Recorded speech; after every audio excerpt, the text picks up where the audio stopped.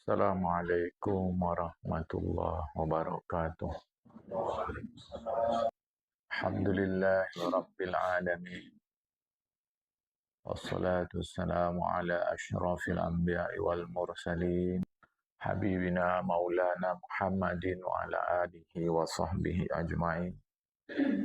Man yahdillah fala mudilla lah wa man yudlil fala hadiyalah.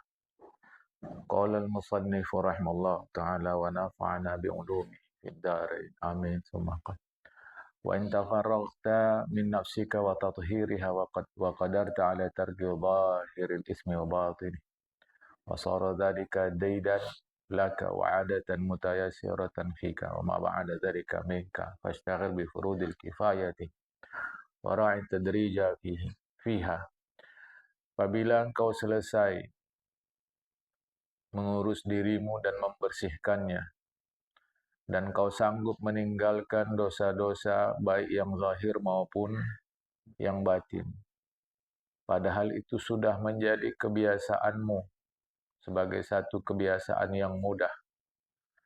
Meskipun pada kenyataannya kadang-kadang kita lihat wa ma ab'ada dzalika minka.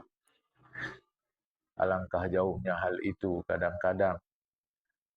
Maka setelah itu, kalau yakin kita sudah dapat membersihkan diri kita sendiri, dan itu sudah jadi kebiasaan kita, saban jatuh bangkit, saban kotor bersihkan, saban silap ingat kembali. Alhamdulillah itu sudah seakan-akan menjadi alarm bagi kita, tanpa harus diingatkan orang. Maka fashtaghil bi furudil kifayati, sibukkanlah diri mengurus fardu kifayah. Nah, jadi artinya jamaah, pastikanlah dulu diri kita selesai. Meskipun sesungguhnya sepanjang hidup tidak ada yang selesai. Dia baru selesai kalau kita meninggal, kalau kita mati, wafat, apapun istilahnya jamaah. Tetapi kita diharapkan mampu mengukur diri kita. Nah, bukan dalam rangka kesombongan, tapi dalam rangka tanggung jawab dalam hidup. Karena ini berbahaya ini pemahaman ini. Kalau seandainya orang hanya sibuk mengurus dirinya tanpa open mengurus yang lain, maka fardu kifayah akan terabaikan. Tidak ada yang bertanggung jawab. Maka rendah hatilah kita untuk meyakini diri kita, ya sampai saat ini nampak alhamdulillah sudah bisa, kira-kira begitu. Maka barulah fashtaghil, sibukkan diri mengurus fardu kifayah, wara'id tadrija fiha. Lakukan itu secara bertahap. Fabtadi bi kitabillahi ta'ala. Mulailah dulu dengan Al-Quran. Membaca Al-Quran dengan benar. Tajwidnya benar. Sebatas yang diperlukan, jamaah. Sebatas yang diperlukan. Bukan mau kita seperti para qori yang ahli membaca Al-Quran itu sampai beraneka ragam lagunya. Tidak. Sebatas yang kita perlukan membaca Al-Quran. Tsumma bi sunnati Rasulillah sallallahu alaihi wasallam. Kemudian belajarlah tentang sunnah Nabi Muhammad SAW. Hadis-hadis Rasulullah kita belajar. Jadi kita mesti bincangkanlah. Bukan dilarang seperti selama ini kita mengaji, tidak. Tapi jangan-jangan kita ini pun tidak mengerti yang mana hadis Nabi Muhammad SAW. Belajarlah. Ya. Cuma bi'ilmi tafsir. Baru kemudian. Ini pakai kemudian. Saya tidak tahu terjemahannya. Pakai kemudian. Kalau kemudian itu berarti tertib, urut-urutan. Bukan dan. Saya dan dia masuk ke ruangan itu. Siapa yang lebih dulu? Nggak tahu. Sama-sama juga nggak tahu. Siapa yang lebih dulu juga nggak tahu. Hanya dan saja. Saya masuk ke ruangan itu, kemudian dia. Barulah tahu. Itu urut-urutan. Ini urut-urutan. Jadi yang pertama Al-Quran. Kemudian sunnah Rasulullah. Baru kemudian ilmu tafsir. Wasairi ulumil Al-Quran. Dan seluruh aspek ilmu Al-Quran. Ini jelas di sini jamaah. Jangan dibilang saya nggak tahu lagi. Jelas itu sudah. Mana ilmu yang kita pelajari? Barulah ilmu tentang nasikh dan mansukh. Nasikh dan mansukh itu artinya nasikh pembatas, mansukh dibatasi, yang dibatasi.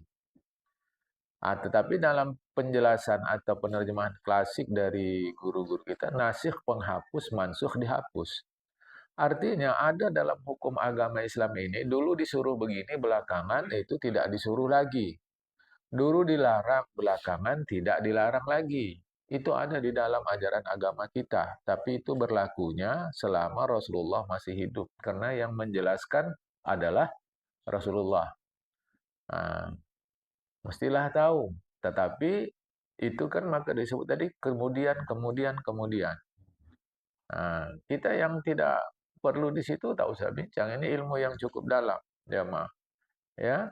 Kemudian wal mafsuli wal mausuli, terputus dan bersambung. Itu terkait dengan cara menulis perkataan di dalam Al-Qur'an. Nah, yang mana yang ditulis bersambungan, yang mana ditulis secara terpisah. Nah, makanya kalau itu namanya ilmu rasmi, ilmu tulisan Al-Qur'an. Yang kalau kita coba perhatikan Al-Qur'an yang kita dapat dari Arab Saudi. Itu kadang-kadang dibagi secara gratis. Sampulnya keras coklat. Itu ada terjemahannya. Kalau yang benar Arab Saudi, perhatikan tulisan Allahnya itu, lafzul jalalah. Itu tidak panjang. Kalau yang ada di Indonesia itu di atas lam Allah itu tegak, pendek. Allah panjang. Arab Saudi tidak. Tidak panjang itu. Nah, mengapa berbeda? Al-Quran mana yang benar ini? Nah, itu namanya ilmu rasmi, ilmu tata cara menulis Al-Quran. Ya, kalau orang tidak mengerti akan heran-heran dia. Ya. Kemudian wal muhkamil mutasyabihi. Muhkam itu yang pemahamannya tegas. Mutasyabih yang pemahamannya bisa menimbulkan bermacam-macam. Misal yang tegas ya tegas. Wa qala Musa. Nah, udah jelas itu. Itu maksudnya Nabi Musa. Tapi nanti ada yang nggak tegas apa ini? Buatlah perahu itu bi'ayunina, kata Allah, dengan mata-mata kami. Jadi mata Allah berarti mata Allah banyak. Nah, apa maksud mata di situ? Itu namanya ayat yang mutasyabih. Yang pemahamannya macam-macam. Yadullahi fauqa aidihim. Tangan Allah di atas tangan mereka. Apa tangan ini? Maksudnya ini. Nah, maksudnya apa tangan di sini? Nah, kemudian wa yabqa wajhu rabbika zil jalali wal ikram. Kekal wajah Tuhan. Apa wajah di sini? Ini ayat-ayat seperti ini namanya ayat-ayat yang mutasyabih. Nah, di antaranya sebahagian ahli tafsir memasukkan al-huruful muqatta'ah. Huruf-huruf yang di awal Al-Quran yang terputus-putus itu, yang satu-satu itu termasuk mutasyabih. Seperti alif, lam, mim, yasin, nun, toha, kaf, ya, ain, sin, qaf. Apa maksudnya? Belajarlah.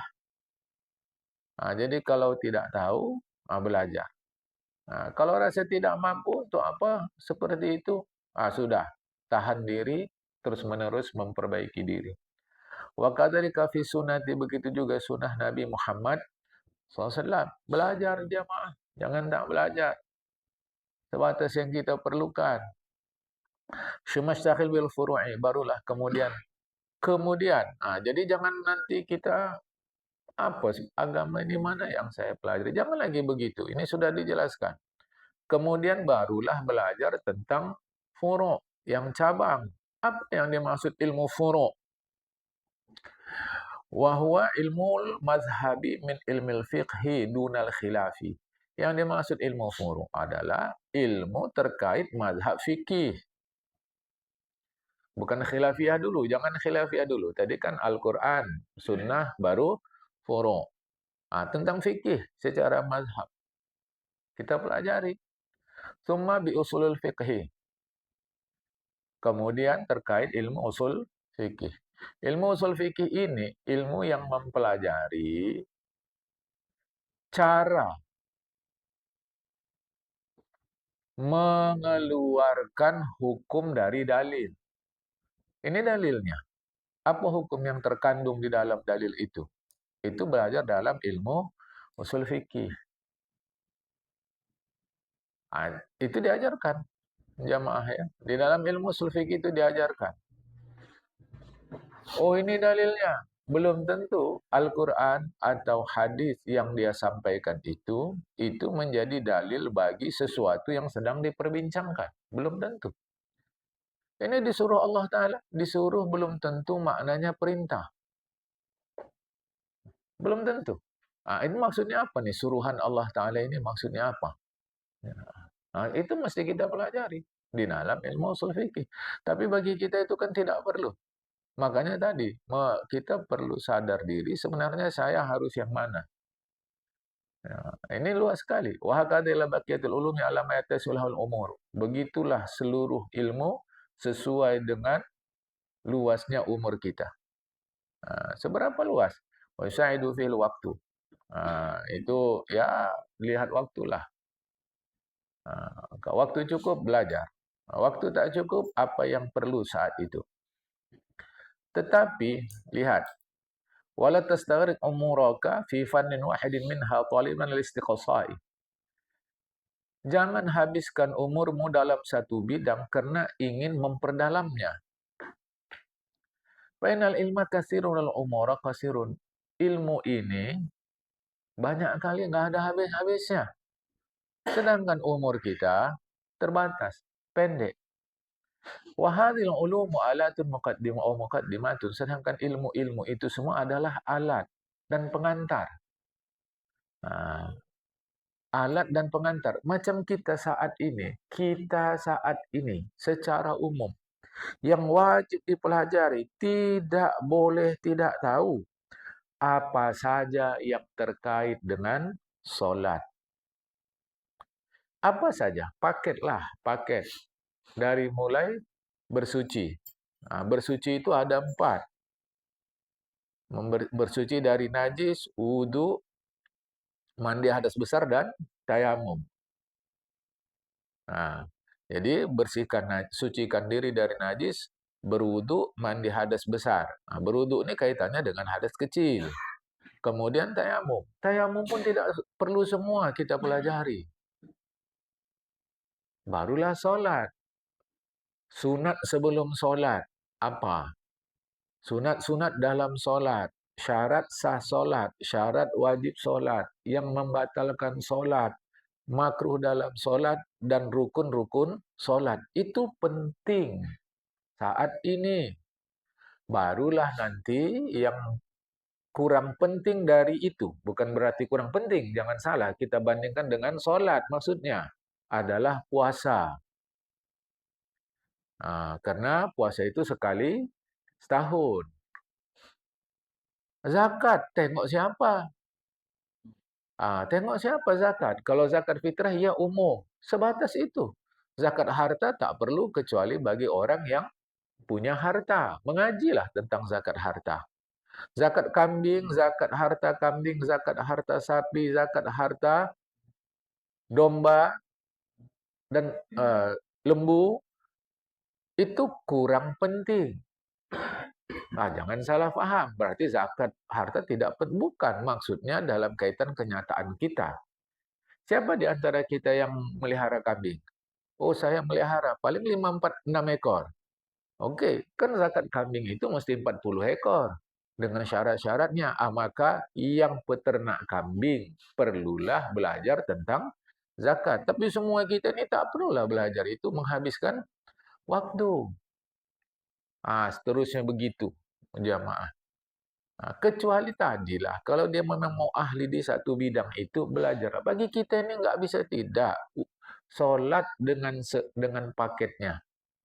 Rukun iman sudah tahu kita, 5 rukun Islam sudah tahu. Solat dengan paketnya. Baru nanti yang wajib kita juga pelajari saat ini adalah, kalau orang sekarang sebutnya piktor.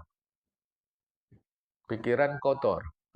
Perlu kita belajar apa maksud pikiran kotor dalam agama. Apa-apa dia. Lantas tentu ada pikiran bersih. Kalau ada pikiran kotor, tentu ada pikiran bersih. Apa yang dimaksud pikiran bersih dalam agama? Kita belajar. Ya, ya. Jadi Karena ilmu-ilmu itu sebagai alat, sebagai pengantar. Walaysat matlubatan li'ainiha bal li ghairiha. Nah, ilmu-ilmu itu kita dituntut mempelajarinya bukan semata-mata demi ilmu itu, tapi karena yang lain. Kita punya tang bukan karena tangnya, tapi karena keperluan yang lain.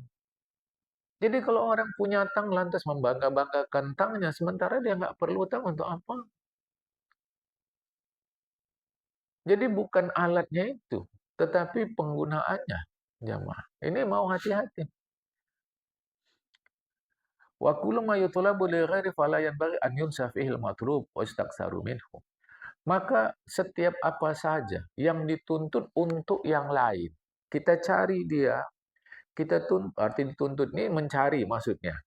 Ah, mengusahakan. Kan ada kalimat menuntut ilmu. Maksudnya mencari, mengusahakan ilmu. Sesuatu yang kita tuntut, sesuatu yang kita cari, sesuatu yang kita usahakan, padahal dia untuk yang lain. Maka tidak pantas yang lain itu dilupakan. Malah diperbanyak sesuatu yang apa itu alatnya itu jamaah. Nah, itu. Kita belajar fikih, belajar sholat ya untuk sholat. Tapi tidak pantas belajar tentang sholat habis-habisan sementara sholatnya tidak dikerjakan. Ya, jadi sesuatu yang diusahakan untuk sesuatu yang lain, maka tidak pantas yang lain itu dilupakan. Sementara sesuatu yang pertama itu diperbanyak habis-habisan. Itu tidak pantas. Layan bagi, tidak layak.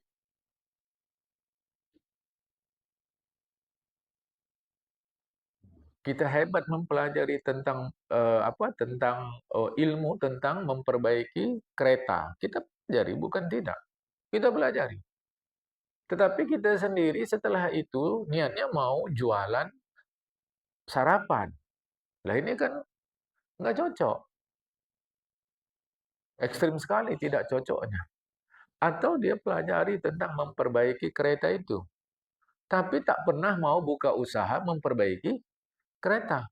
Kesudahan habis umur dia belajar cara memperbaiki kereta. Lah ini kan layan bari. Tidak pantas seperti itu. Ya. Faktasir min sya'il min lughati ala ma tafahamu bihi kalam al-arabi wa tantiqu bihi.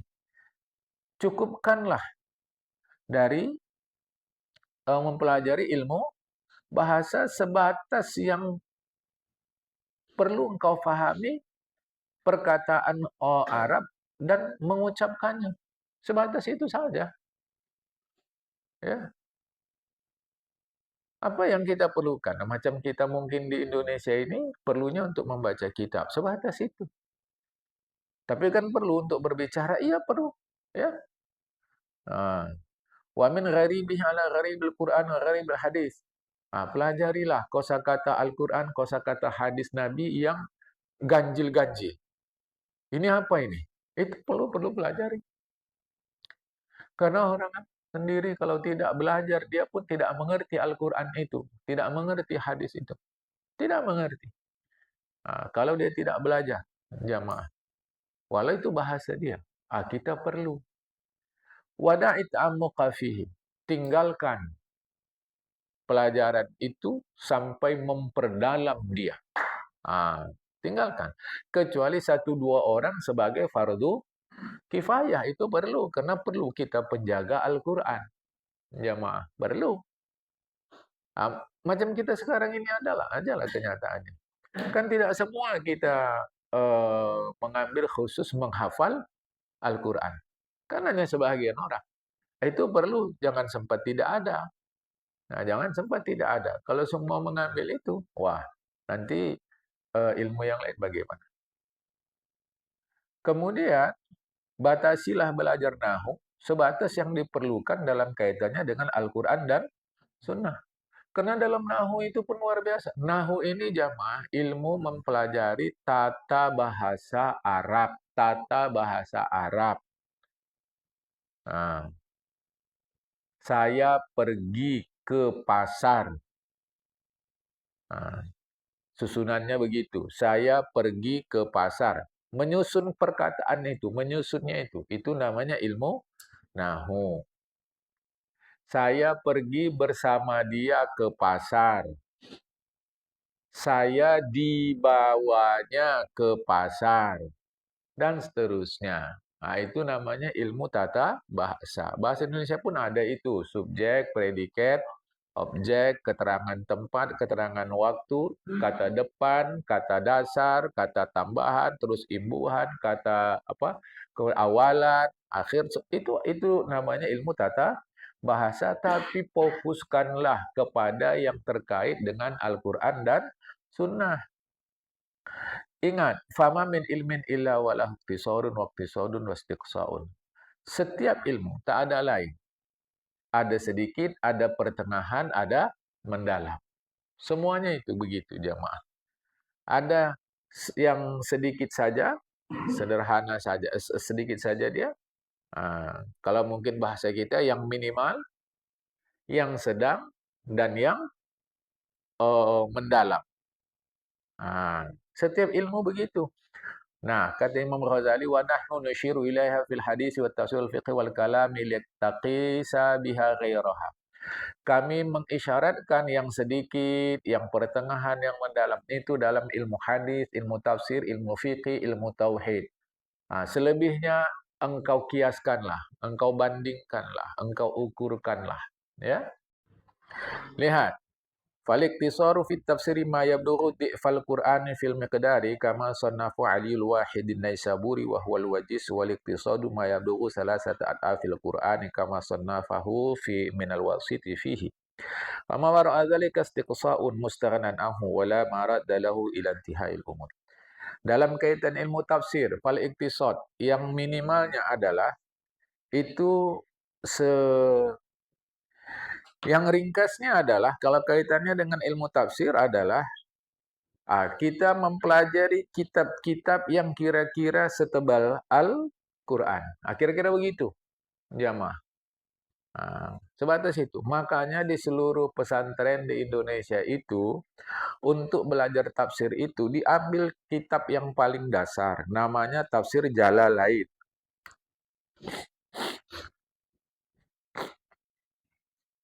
Namanya Tafsir Jalalain. Itu tafsir dasar ya, mah. Walaupun tebal tipisnya tergantung penerbit. Tetapi itu dasar.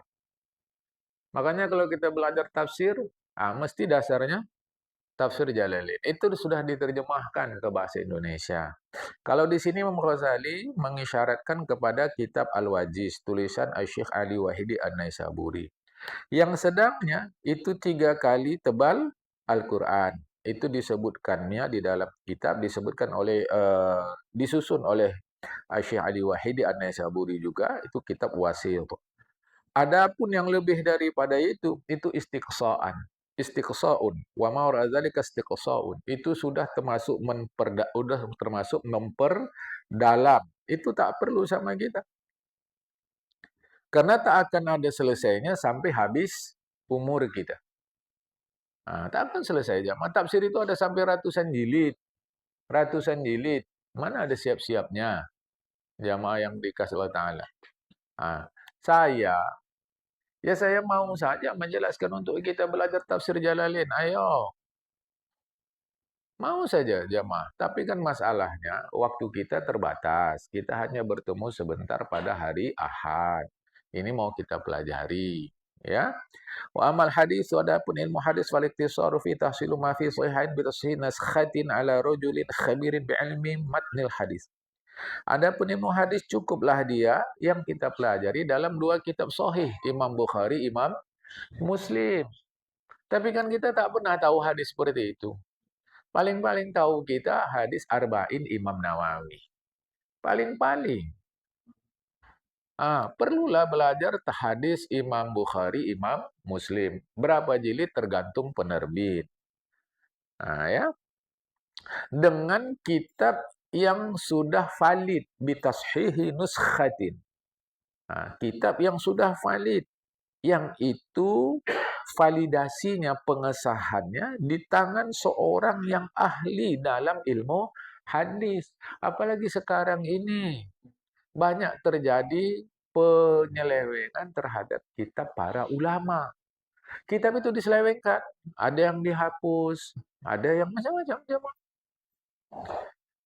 Apalagi macam kita yang memang seumumnya orang Indonesia kan bukan orang Arab. Mau pelajari bahasa Arab itu khusus pula kita baca terjemahan.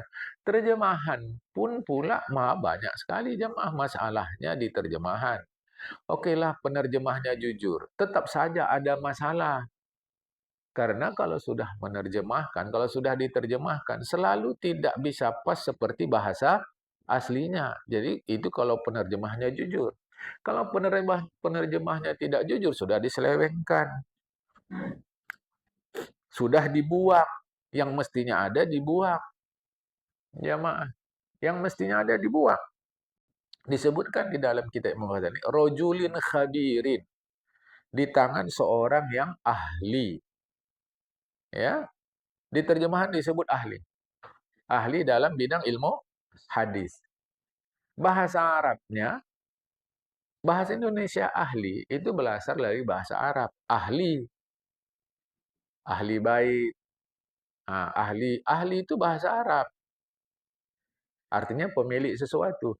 Tetapi kitab Imam Ghazali ini bukan menyebutnya ahli, khabir. Khabayaro, khabir. Khabir itu bukan sekedar ahli, tapi orang yang menguasai lagi teliti.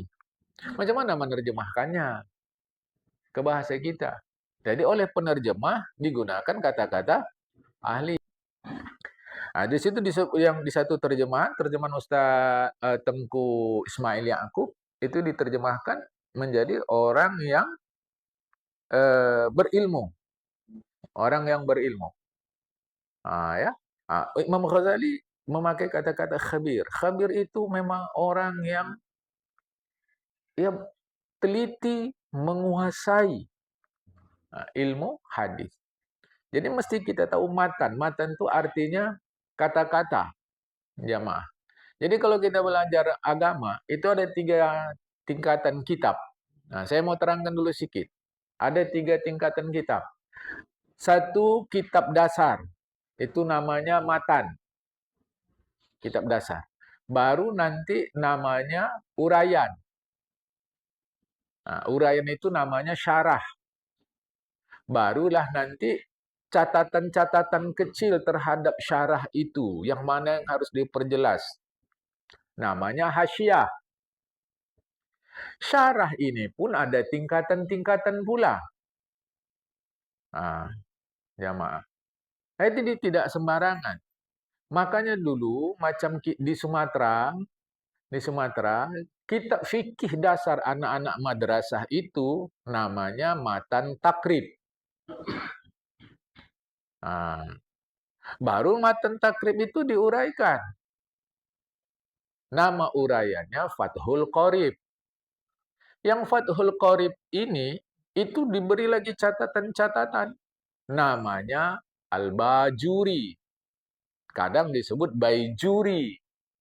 Jadi dia ada tahapan, jamaah. Ada tahapan. Belajar tauhid pun begitu. Matannya namanya Akidah Nasafi. Atau bukan Nasafi. Matan Syekh Sanusi. Salah saya, bukan Nasafi. Syekh Sanusi. Barulah matan Syekh Sanusi itu nanti diuraikan macam-macam sampai yang tertinggi namanya Dusuki. Yang Dusuki itu kalau dalam Melayu Aqidatun Najid. Itu tidak perlu dipelajari oleh kita. Sama sekali. Sama sekali. Itu sudah tingkat advance. Jamaah. Tapi di sini dipelajari. Untuk orang awam pula. Yang kadang tak pernah tamat. Hanya beberapa lembar. Itu sudah tingkat advance. Kami dulu di Al-Qismul Ali mempelajari kitab Dusuki itu kelas 2 Qismul Ali. Kelas 1 tidak boleh. Kelas 2. Itu pun yang mengajar Ketua MUI Sumatera Utara. Allahyarham Mu'alim Hamdan Abbas, Lubis. Enggak sembarang orang yang bisa mengampu kitab itu. Kami di Qismul Ali belajar mantik dulu itu kelas 2. Kelas 1 tidak boleh. Jadi saya bukan mengatakan Aqidatun Najin itu terjemahan dari Dusuki, bukan. Tetapi Aqidatun Najin itu mirip-mirip pembahasannya dengan Dusuki itu. Kita pelajari, wah ini ya tapi begitulah ya. Jamaah yang dikasih oleh Allah Ta'ala dalam hadis pun begitu. Dalam hadis pun begitu. Perlulah kita belajar Sahih Bukhari, Sahih Muslim, dengan kitab yang memang sudah diperiksa, ditashih, diperiksa oleh orang yang ahli terkait matannya. Ya. Adapun menghafal nama-nama periwayat hadis, faqad kaifaita fi bima tahammalahu anka man qablaka. Cukuplah engkau mengetahui apa yang sudah disebut oleh orang-orang sebelum kamu. Walaka an tu'awwila ala kutubihim. Pegang kitab-kitab mereka. Ya. Jadi nama-nama ahli hadis itu pun ada kitabnya khusus. Nama-nama ahli hadis. Nama-nama orang yang meriwayatkan hadis dari Rasulullah ke siapa-siapa terus itu. Ya, ada kitab namanya Tahzibul Kamal. Itu khusus nama-nama periwayat atau orang yang meriwayatkan hadis. Tahzibul Kamal itu diringkaskan. Namanya Tahzibut Takrib atau Takribut Tahzib. Sama saya kitab itu ada. 8 jilid. Hanya nama orang. Nama saja. 8 jilid. Ya ditambah sedikit lah di mana dia lahir, gurunya siapa, muridnya siapa, akhlaknya macam mana. Itu sama saya ada.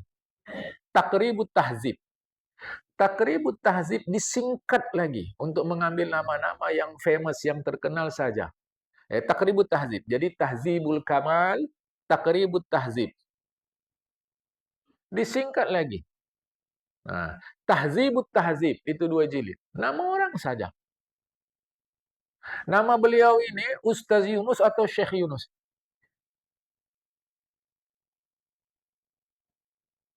Itu. Oh, ternyata nama dia ini.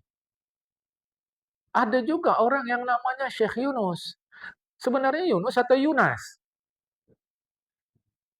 Ada yang nama Yunas ada 3 orang. Ini. Bin ini. Yunas bin ini. Yunas bin ini. Yunas. Nama itu saja nama. Namanya Asma'ur Rijal. Tahu-tahu kita baru satu hadis itu pun sepotong. Innamal a'malu binniyat. Kita sudah menganggap ahli hadis.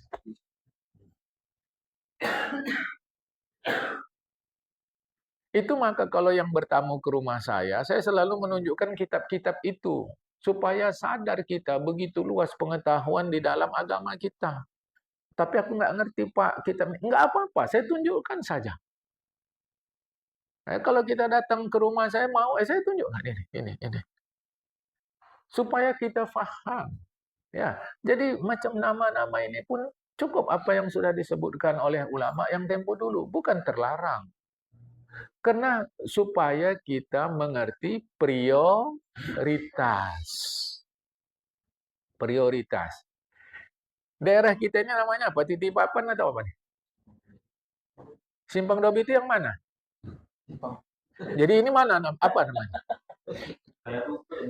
Paya Rumput. Oh, Paya Rumput. Paya Rumput. Mana yang disebut daerah Paya Rumput? Ada pula namanya Mu'jabul Buldan. Kamus nama-nama daerah. Itu saya tidak punya kamus itu. Puluhan jilid. Nama-nama daerah. Mana kita kan sering bilang Rasulullah waktu masuk kota Mekah singgah di Kuba. Mana Kuba? Oh ini masjidnya. Apa sekarang masih bernama Kuba? Oh ya, misal kata. Kuba itu mana batasnya? Sebelah utara Kuba, selatan Kuba, timur Kuba, barat Kuba. Itu nama-nama tempat pula. Itu Nama kamusnya Mu'jamul Buldan. Kamus nama-nama negeri. Terlampau luas, jemaah. Itu maka Imam Syafi'i bilang, semakin aku tahu, semakin tahulah aku bahwa aku tidak tahu. Karena banyak sekali, luas sekali. Luas sekali, jemaah. Sangat luas. Karena itu, tidaklah perlu sampai sedalam itu menjadi fardu kifayah. Ya, walaysa hadzal mukahfizu mutun sahihin walakin tuhasilu tahsilan taqdiru abin ala talima tahtaju ilaihi 'inda al-hajat. Tidak perlu engkau menghafal sahih Imam Bukhari Muslim itu. Jelas di sini. Laisa yalzamuka, tidak wajib atasmu menghafal kitab sahih Bukhari, sahih Muslim. Saya tidak berjanji kalau ingat dan sehat kita mengaji dalam hari Ahad depan, kubawakan sahih Bukhari. Biar aku tunjukkan jamaah. Sahih Muslim berat kali. Itu ada, saya punya edisi yang satu-satu jilid. Tak mungkin ku bawa 6-6. Ya, itu 6 jamaah. Sahih Bukhari, Sahih Imam Muslim, Sahih Bukhari, Imam Muslim, Tirmidzi, Nasai, Ibnu Majah, Abu Daud. Nah, itu namanya Al-Kutubus Sittah, kitab yang 6. Imam Ghazali mengatakan tidak perlu dihafal, tetapi tuhassiluhu tahsilan. Dapatlah engkau menunjukkan takdiru minhu ala talabi ma tahtaju ilaihi indal hajat. Dapat engkau membacakan, atau kalaupun tidak membacakan, dapat engkau menunjukkan hadis itu sebatas yang diperlukan ketika memang kita memerlukannya. Jadi ketika kita bincang ini, mana hadisnya? Aku tak hafal, tapi tengok kitab Imam Bukhari. Ini dia. Yang sama aku. Cukup sebatas itu. Karena menghafalnya itu, Imam Ghazali sendiri mengatakan tidak perlu. Ya kecuali fardu kifayah.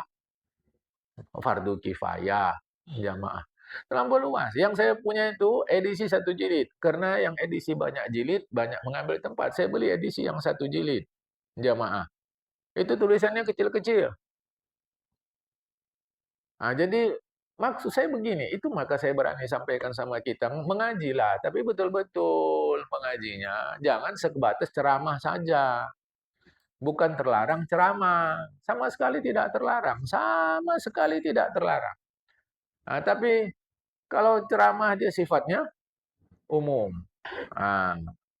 Ya, satu masalah mencari gurunya pula. Hampir kalau kita mengaji, ya begitulah kenyataan kita saat ini. Ini persoalan kita, ya. Wa amal iktisadu fi an tadifa ilaihi ma makhraja anhuma mimma urida fil musnadati sahihati. Jadi belajar hadis itu sebatas itu saja. Kemudian yang sedangnya dalam belajar hadis, engkau tambahkanlah kitab-kitab yang menjelaskan itu. Fa'an tudifa, engkau tambahkanlah kepada Imam Bukhari Muslim itu makharaja anhuma, kitab-kitab yang dihasilkan terkait dengan keduanya mimma urida fil musnadati sahihati, dalam kitab-kitab yang betul. Seperti jamaah Sahih Imam Bukhari itu sudah diuraikan oleh Imam Ibnu Hajar. Namanya Fathul Bari. Ada lagi nanti yang menjelaskan dalam kitab lain namanya Irsyadus Sari. Berhenti, tidak banyak lagi yang lain-lain. Tapi yang terpakai sampai sekarang artinya bukan yang lain tidak terpakai, tetapi yang selalu menjadi rujukan kitab Fathul Bari. Fathul Bari itu syarah daripada uraian daripada kitab Sahih Imam Bukhari. Berapa jilid Fathul Bari? Tergantung penerbit. Di saya, seingat saya 12 kali 4, 48 jilid. Seingat saya. Mungkin 48, sekitar itulah. Saya tak hitung jamaah. Ya, itu masih ada di rumah. Ya, jadi jamaah yang dikasih Ta'ala, belajarlah. Belajar. Wa amal istiqsa'u, terkait dengan hadis pula. Adapun memperdalam hadis fama ra'adzalika lasti'abi kulli ma nukila min ad-dha'ifi wal qawi wa sahih wa saqim ma ma'rifati turuqil katsirati fi an-naqli wa ma'rifati ahwari rijal wa asami wa asafihim. Adapun yang mendalam terkait belajar ilmu hadis itulah mencakup hadis dhaif, hadis kuat, hadis sahih, hadis sakit. Sakim itu terjemahannya sakim. Sakim terjemahannya sakit. Sahih terjemahannya sehat. Tapi tentu dalam hadis kan bukanlah dia manusia, tidak bisa kita sebut hadisnya sehat atau sakit. Nah, tentu nanti maksudnya hadis sahih itu apa ukurannya? Hadis yang sakim, yang apalah terjemah bahasa Indonesia mungkin hadis cacat begitulah. Ya, apa pula? Kemudian mengetahui turukil kasirah fin naqli, cara-cara yang cukup banyak macam mana hadis itu bisa sampai. Kemudian mengetahui keadaan seorang yang menjadi sanad hadis itu. Dari Rasulullah kepada sahabat, siapa sahabat yang menerima? Berapa orang? Berapa orang yang mendengar dari Rasulullah waktu Rasulullah menyampaikan itu? Oh, 5 orang. Yang 5 orang kepada siapa disampaikan? Berapa orang sahabat yang 5 A, B, C, D? Sahabat yang C menyampaikan hadis ke berapa orang tabi'in? Di mana disampaikan? Oh, disampaikannya di Baghdad. Tapi ada juga yang mengatakan dia sampaikan waktu itu pas dia tinggal di Madinah. Macam mana memastikan dia menyampaikan di Baghdad? Macam mana memastikan dia menyampaikan di Madinah? Waktu di Baghdad berapa orang yang dengar? 3 orang. Tapi kata si Fulan 7 orang. Memastikan itulah. Itu maka saya bilang sama kita, nggak siap-siap. Janganlah malas menuntut ilmu. Jangan malas. Kami kan udah tua-tua. Hei, sepanjang hayat kita tetap menuntut ilmu. Cantik mati kita. Cantik catatan malaikat mati kita. Apa sini? Dalam menuntut ilmu. Cantik jamaah. Walau tidak faham. Makanya saya bilang, carilah. Tapi betul-betul ilmu lah ya. Bukan untuk mengaji, membenci sana, memusuhi sini, menyalahkan sana. Kecuali yang memang jelas-jelas salah. Itu harus kita salahkan. Nah, tapi kalau berbeda-beda, hati-hati jamaah ya. Wa ma'rifati ahli rijal itu. Wa asamihim, nama mereka. Wa ausofihim, sifat mereka. Saya memudahkan pemahaman. Ya, tidak saya gunakan istilah-istilah teknis. Sanad itu artinya sambung-sambungan orang-orangnya dari si fulan, dari si fulan, dari si fulan. Karena sifat orang itu nanti menentukan hadis itu sahihkah, hasankah, dhaifkah. Pernah dengar imam yang sudah nikah lebih baik dari imam yang belum nikah? Nggak ada hadisnya. Sama sekali. Oh, tapi ini hadisnya diteliti oleh ulama. Ternyata hadis ini palsu. Atau sekurang-kurangnya daif jiddan. Sangat lemah.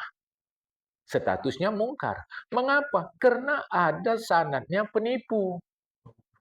Macam mana tahu kita dia penipu? Kalau tidak diteliti riwayat hidupnya. Itu kerja lagi.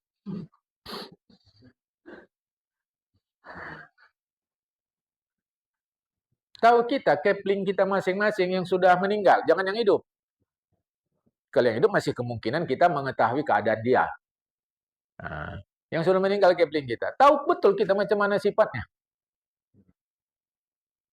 Nah, itu dalam ilmu hadis, mesti diteliti. Mesti diteliti. Tak sanggup saya. Iya, mungkin kita pun tak sanggup. Tapi itu bahagian dalam. Maka kan tadi ada yang ada yang ringkas, artinya yang tak bisa tidak kita mestilah tahu, ada yang pertengahan, ada yang mendalam. Maka tidak mudah. Tahu-tahu kita fitnah si guru tadi. Kalau guru betul lah. Ya, kalau dia mengaji betul. Bahwa ilmu ini cukup luas. Cukup luas. Tapi ya belajarlah, belajarlah, belajarlah. Yang perlu pada kita sebatas dasar pun sudah jadilah. Dasar pun sudah jadi, sebatas tahu. Ini saya mau ingatkan, ya. Kemudian dalam fikih, faliktisaru fihi alama yahwihi mukhtasarul muzanni rahimahullah. Wa huwa alladzi rattabnahu fi khulasatul mukhtasari. Adapun ilmu fikih, cukuplah mempelajari ilmu yang tercakup dalam kitab Mukhtasar Imam Muzani. Mungkin pun tak kabar kita. Mungkin kita tak kabar. Nah, dari dulu-dulu kalau macam cara kita di Medan ini, ya kitab Arab Melayu. Memang itulah yang menurut alim ulama kita masa dulu, itulah yang cukup untuk kita. Nah, karena kita orang Nusantara, bukan orang Arab yang mengerti bahasa Arab. Alhamdulillah belakangan makin kemari, makin banyak yang mengerti bahasa Arab. Jamaah. Nah, kitab Imam Muzanni ini, kata Imam Ghazali, kuringkaskan pula namanya Khulasatul Mukhtasar. Udah cukup. Nah, yang sedangnya itu sampai 3 jilid dari situ, di atas itu. Apa pula? Wahwal qadrul ladzi auratnahu fil wasitu minal madhab. Ah, yang sedangnya pula itu yang 3 jilid dari itu tebalnya. Itu kutulis kata Imam Ghazali Al-Wasit minal madhab. Kitab ini ada sama saya. Tapi yang sama saya, seingat saya bukan 3 jilid, 8 jilid. Maka saya katakan tergantung penerbit. Seingat saya 8 atau 7 jilid jamaah. Masih ada di rumah. Kalau mau lihat, oh ini rupanya kitab yang kami baca. Datang ke rumah. Kutunjukkan. Jamaah. Al-Wasit fil madhab. Al-Wasit minal madhab. Yang lebih tinggi pula dari itu untuk memperdalamnya, kata Imam Ghazali, Al-Basit.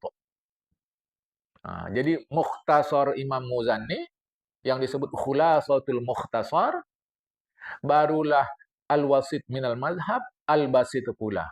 Ila ma wara'a dzalika minal mutawwalati. Setelah itu barulah kitab yang panjang-panjang lagi. Jamaah. Ya. Di antara fatwa Imam Muzanni, ini saya sampaikan supaya kenal. Nanti kita di akhirat bisa berlindung minta syafaat beliau. Nama Tuhan pernah kami dengar dari si fulan. Kita minta syafaat dari ulama, bisa. Di antara pendapat Imam Muzanni, imam solat yang bacaannya tidak baik. Namanya bukan qori. Sementara makmumnya bacaannya baik. Sahkah makmum menjadi imam? Sah. Tapi ini dalam mazhab Syafi'i pendapat doif. Jadi kalau imamnya tak bagus bacaan, kita bagus, sahkah menjadi imam dia? Bagi makmum yang bagus bacaan, Imam Muzani berfatwa sah. Tapi ini pendapat doif. Melihat situasi sekarang, pendapat ini pantas dipakai. Pantas dipakai. Tapi kalau misal kata kita tinggal di daerah yang lidahnya bagus-bagus, pendapat ini tidak pantas dipakai. Di daerah kita, lihat.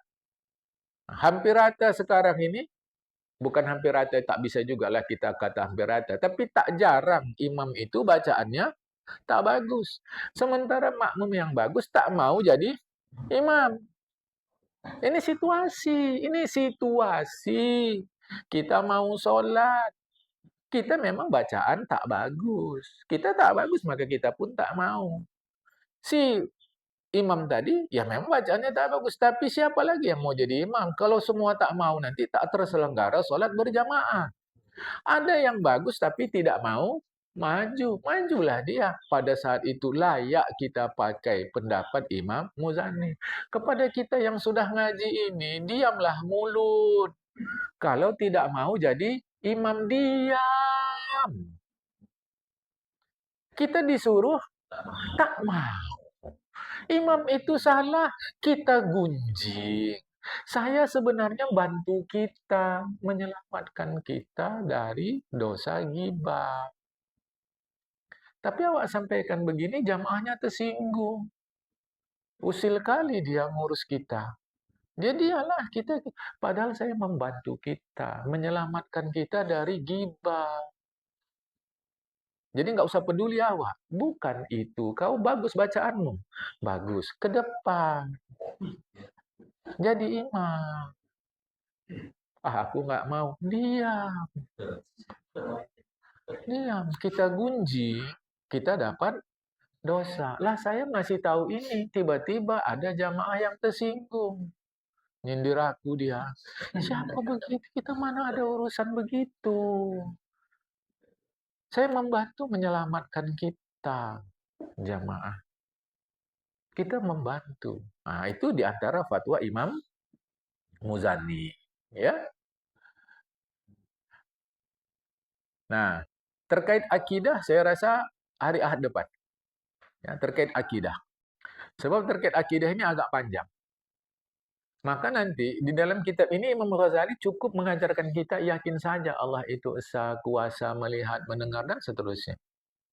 Maka itu saja udah. Yakin ke Allah Tuhan, yakin. Berkuasa dia, berkuasa. Melihat, mendengar, sempurna, dah. Batas itu saja. Tidak beliau anjurkan untuk yang lebih dalam. Nantilah secara pelan-pelan kita sampaikan. Sampai sini dulu. Assalamualaikum warahmatullahi wabarakatuh.